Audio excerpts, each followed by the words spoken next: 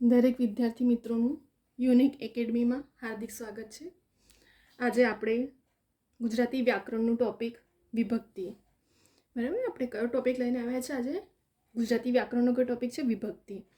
હવે આવનારી એક્ઝામોમાં જેટલી પણ, હવે તો સીસીઈના એક્ઝામમાં પણ ઘણો વેકેન્સી ડિક્લેર થઈ ગઈ છે અને જગ્યાનો વધારો થઈ રહ્યો છે, બરાબર. તો આ આપણા માટે બહુ બેટર લક છે અને તમે આટલો મોટો ચાન્સ તમને મળ્યો છે, બરાબર. કેટલી બધી હમણાં કન્ટિન્યુ એક્ઝામ આવી રહી છે, બરાબર. તો દરેક એક્ઝામમાં આપણો ગુજરાતી વ્યાકરણનો તો ટોપિક છે, બરાબર. અને 15 માર્કનું ગુજરાતી વ્યાકરણના ટોપિક તો દરેક એક્ઝામના કોમ્પિટિટિવ એક્ઝામમાં છે. હમણાં બધી જ એક્ઝામ કન્ટિન્યુ ફોર્મ ભરાઈ રહ્યા છે. તો આનો આપણે મોકાનો ફાયદો ઉઠાવીએ અને કમ્પ્લીટલી પ્રિપરેશન, સ્માર્ટલી પ્રિપરેશન કરીએ, બરાબર. હવે આપણો ટોપિક સિલેબસમાં વિભક્તિ વિશે છે અને હું ગુજરાતી ગ્રામરના કે ગુજરાતી વ્યાકરણના રિલેટેડ જેટલા પણ મેં વિડીયો બનાવ્યા છે તમને બધા ઓથેન્ટિક બુકના નિયમો પ્રમાણે અને જે પ્રિલિમ અને મેઇન બંનેમાં કામ લાગશે, બરાબર. જેથી કરીને તમારે ગોખું કે મોડે ના કરવું પડે. ફક્ત એના નિયમો પ્રમાણે ફટાફટ આપણે સ્પીડમાં કેવી રીતે ઓળખી શકીએ છીએ, કેવી રીતે ગ્રામર, અલંકાર જોયા, છંદ જોયા, સમાસ જોયા, બરાબર. દરેક ટોપિકો એક પછી એક મેં વિડીયો લઈને આવી છું અને મારા દરેક વિડીયો સિલેબસના એકોર્ડિંગ છે, જે દરેક કોમ્પિટિટિવ એક્ઝામ માટે યુઝફુલ છે. તો હવે આપણે ગુજરાતી વ્યાકરણ વિભક્તિ ટોપિક વિશે જોઈએ. આપણા સિલેબસમાં છે દરેક કોમ્પિટિટિવ એક્ઝામમાં. તો સૌથી પહેલાં જોઈશું આપણે વિભક્તિ વિશે. પ્રથમ વિભક્તિ, બરાબર. કઈ વિભક્તિ? પ્રથમ વિભક્તિ. હવે પ્રથમ વિભક્તિ એ કઈ વિભક્તિ છે? તો કર્તા વિભક્તિ. 1 માર્ક્સનો ક્વેશ્ચન આપણો અહીં બની જાય છે કે પ્રથમ વિભક્તિ કઈ છે? તો કર્તાની વિભક્તિ. કર્તા એટલે ક્રિયા કરનાર વ્યક્તિને કર્તા કહેવામાં આવે છે. હવે બીજો ક્વેશ્ચન અહીં તમારો ક્યાં બને છે? કે પ્રત્યયનો બને છે, બરાબર. શેનો બને છે? પ્રત્યયનો બને છે. પ્રથમ વિભક્તિનો પ્રત્યય કયો છે? એ, ને, થી. કયું છે? એ, ને, થી. એક્ઝામ્પલ જોઈએ. રમીલાએ કેરી આપી, બરાબર. ક્રિયા કરનારને જ કર્તા કહેવામાં આવે છે ને. તો રમીલા શું છે? કર્તા છે. તો રમીલા એ પ્રત્યય આવ્યું આપણે જો અહીં એ વપરાયો છે. તો આપણે 2 માર્ક્સ અહીં 3 માર્ક્સ અહીં બની ગયા પ્રથમ વિભક્તિમાં. ફરીવાર તમને પેપર સેટર કેવી રીતે ક્વેશ્ચન કાઢે છે? એક તો પ્રથમ વિભક્તિ કઈ વિભક્તિ છે? તો 4 ઓપ્શન આપશે: કર્તા, કર્મ, કરણ, સંપ્રદાન, એવી રીતે. તો આપણને ખબર હોવું જોઈએ કે પ્રથમ વિભક્તિ કર્તા વિભક્તિ છે. હવે બીજો તમારો પ્રત્યય બને છે એ, ને, થી, બરાબર. એ પણ આપણું યાદ હોવું જોઈએ.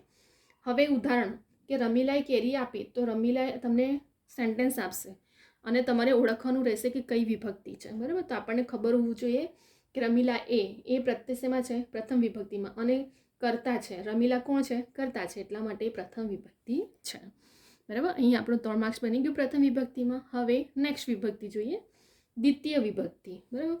દ્વિતીય વિભક્તિ શેની વિભક્તિ છે? તો કર્મની વિભક્તિ છે. શેની વિભક્તિ છે? કર્મની. કર્તા દ્વારા જે ક્રિયા થાય, જે કર્તાના ક્રિયા વડે જે ફળ પ્રાપ્ત થાય તે કર્મ, બરાબર. હવે કર્તા જે ક્રિયા કરે તેના દ્વારા કર્તાને જે ફળ પ્રાપ્ત થાય તે આપણું કર્મ. હવે એના પ્રત્યય કયા? તો નથી, કાં તો ને, બરાબર. 1 માર્ક્સ આપણો અહીં બની ગયો કે દ્વિતીય વિભક્તિ કઈ વિભક્તિ છે? તો કર્મની વિભક્તિ છે. બીજું, કર્તા દ્વારા જે ક્રિયા થાય તે ક્રિયા વડે જે ફળ પ્રાપ્ત થાય તેને કઈ વિભક્તિ કહેવામાં આવે છે? તો દ્વિતીય વિભક્તિ. પેપર સેટર ગમે ત્યાંથી આપણને ફેરવીને પૂછે, આપણને કમ્પ્લીટલી પ્રિપરેશન હોવી જોઈએ. હવે એના પ્રત્યય કયા? તો નથી, કાં તો ને છે. હવે એક્ઝામ્પલ જોઈએ, ઉદાહરણ જોઈએ. ક્રિના રસોઈ કરે છે. તો રસોઈ કરવાની શું છે? એનો કર્મ થયો, બરાબર. અને મિત્રા વાર્તા વાંચે છે. તો વાર્તા વાંચવું એ શું છે? એનો કર્મ છે. તો દ્વિતીય વિભક્તિ શેના પર ડિપેન્ડ છે? કર્મ પર છે. પ્રથમ વિભક્તિ કર્તા પર, દ્વિતીય વિભક્તિ કર્મની વિભક્તિ છે કે કર્તા દ્વારા જે ક્રિયા થાય, જેના વડે કર્તાને ફળ પ્રાપ્ત થાય તે કર્મ છે. ક્રિનાની રસોઈ કરવાને એનું કર્મ છે. મિત્રા વાર્તા વાંચવાનું એનું કર્મ છે, બરાબર. તો દ્વિતીય વિભક્તિમાં પણ આપણા 3 માર્ક્સ અહીં કવર થઈ ગયા. હવે આપણે જોઈશું તૃતીય વિભક્તિ. તો તૃતીય વિભક્તિ શું કહે છે? કરણની વિભક્તિ છે.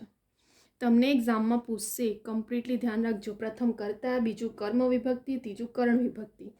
હવે કરણના પ્રત્યય શું છે? તૃતીય વિભક્તિના પ્રત્યય થી, થકે, વડે, દ્વારા. શું છે? થી, થકે, વડે, દ્વારા. હવે કરણ એટલે શું?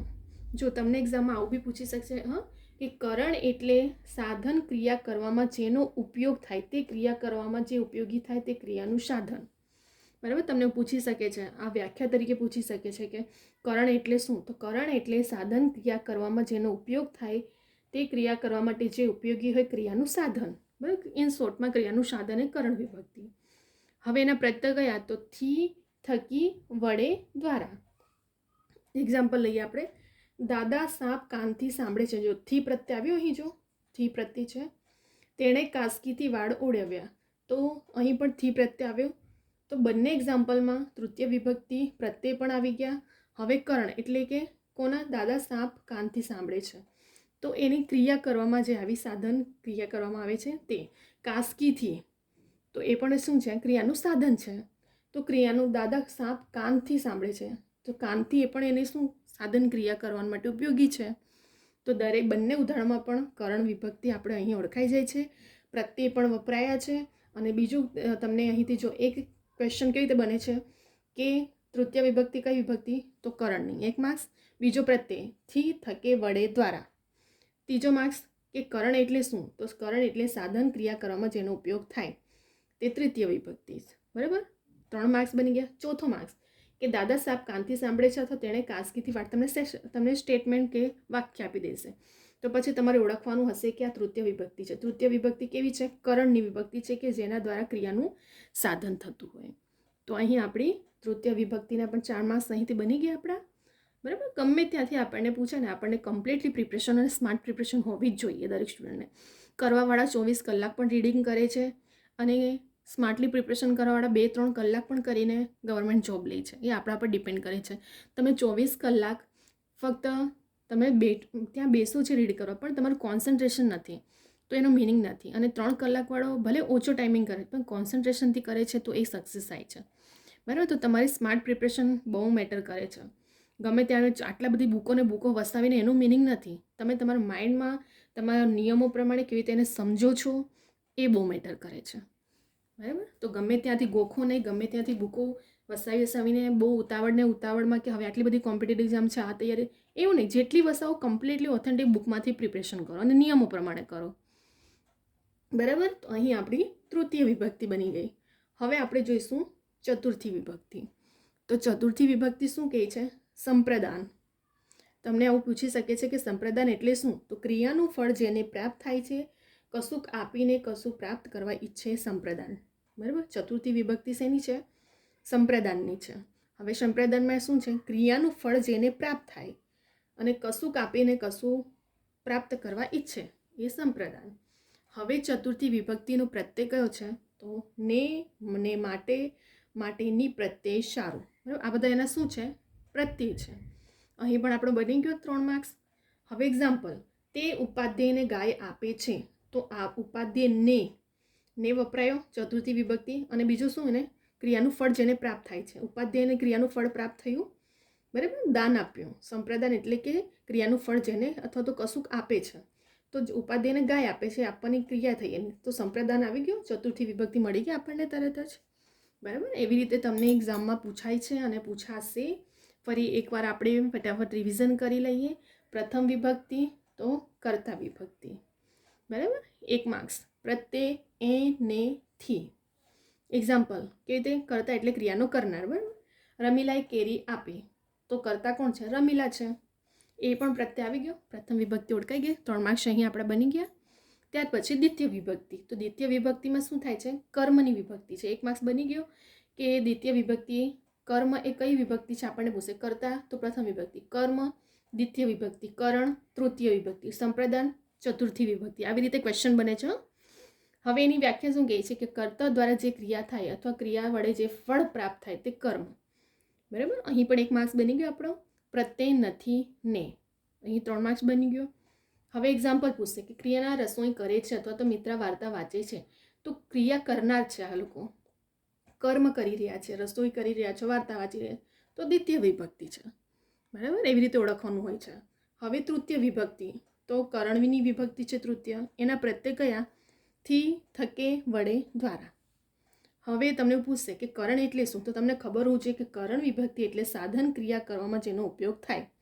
આવું પૂછાય છે લાસ્ટ યરના ક્વેશ્ચનમાં કે કરણ એટલે શું, કર્મ એટલે શું, સંપ્રદાન એટલે શું. તો પછી એની વ્યાખ્યા પણ ખબર હોવું જોઈએ કે કરણ એટલે સાધન ક્રિયા કરવામાં જેનો ઉપયોગ થાય, જે ઉપયોગી થતું ક્રિયાનું સાધન. ઇન શોર્ટમાં સાધન યાદ રાખવાનું, ક્રિયા કરવા માટેનું સાધન કરણ. દાદા સાપ કાનથી સાંભળે છે, થી પ્રત્યે પણ વપરાયો.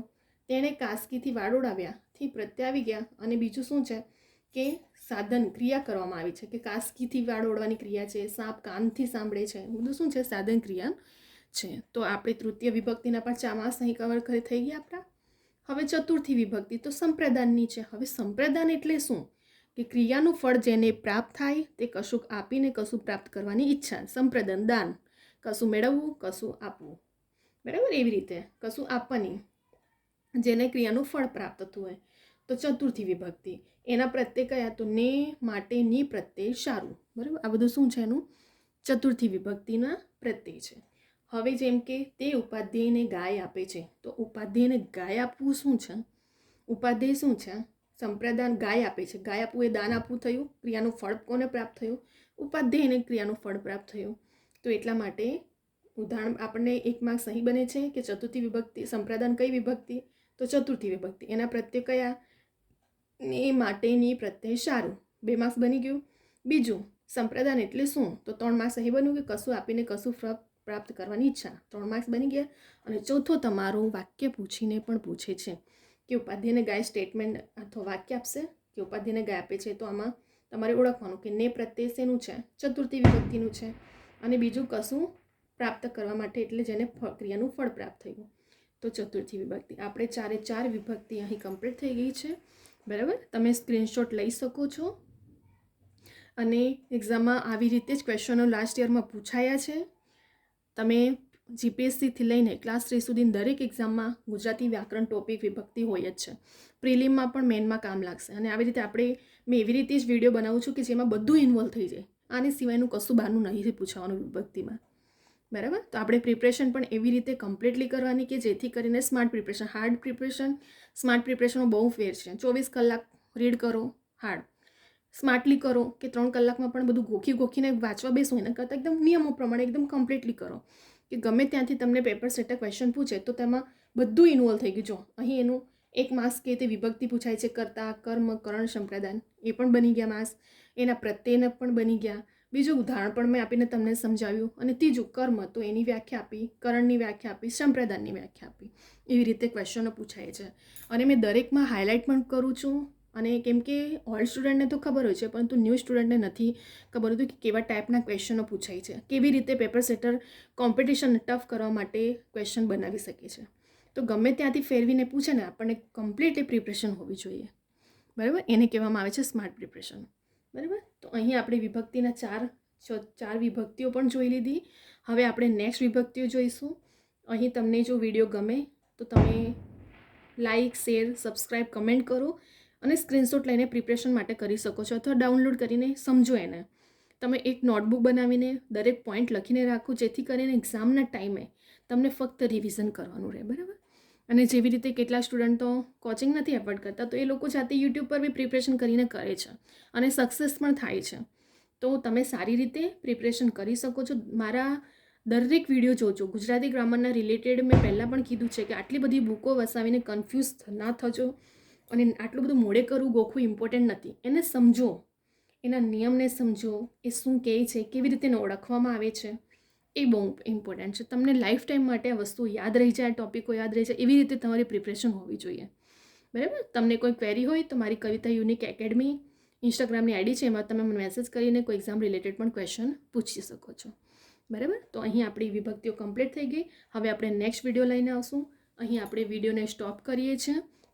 હવે આવનારી બધી એક્ઝામો માટે, ફક્ત એવું નથી કે કોમ્પિટેટિવ એક્ઝામના સ્ટુડન્ટ માટે, આ તો આપણો 10th, 11th, 12thના સ્ટુડન્ટ માટે પણ યુઝફુલ છે. કેમ કે ગુજરાતી વ્યાકરણ તો કોમન ટોપિક છે.